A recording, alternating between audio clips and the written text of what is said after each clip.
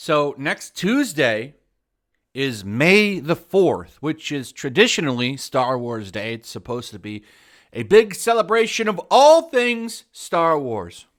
Now, what's funny is on the main website for this, if you take notice of this artwork that they've made, nothing from the sequel trilogy is in there. You have the prequels, Clone Wars, you've got the original trilogy.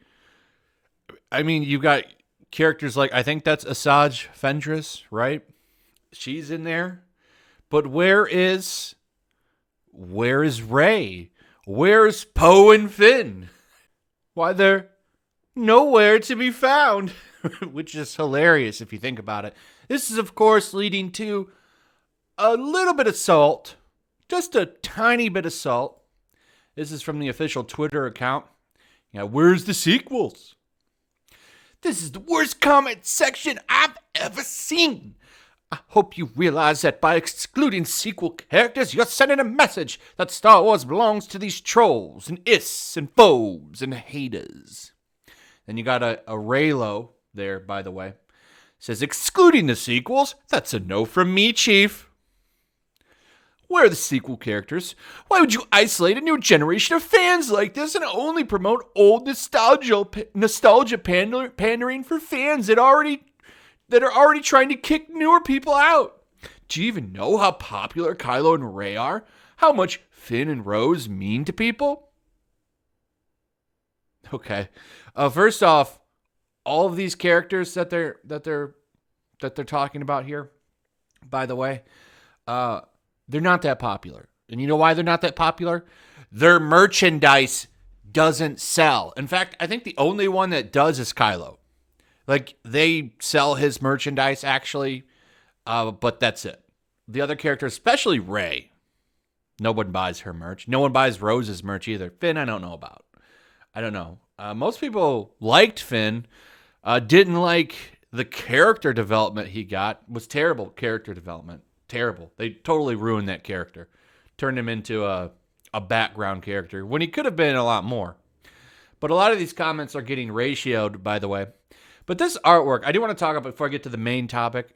Once again, like, why does Luke looks like a girl. He's got like luscious lips.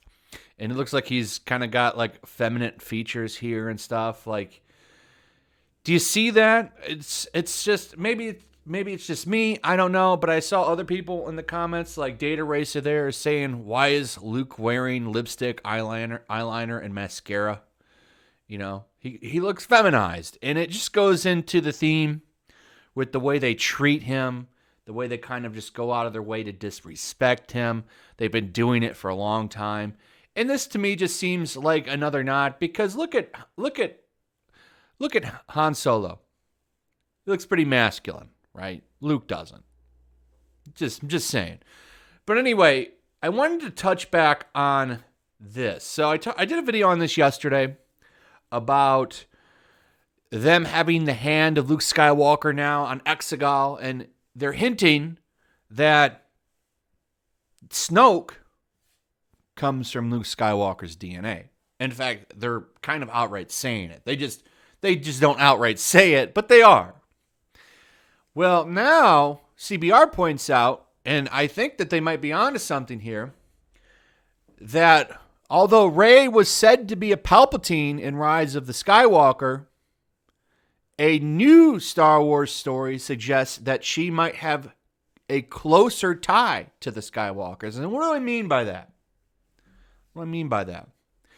Well, they're saying that it's possible that when Palpatine was creating his clones and ended up creating his clone son, who went and had a daughter, which was Rey, he might have spliced his DNA with Luke's for his own body, which would explain why, he for some reason was super strong in that movie. Was able to do all kinds of things.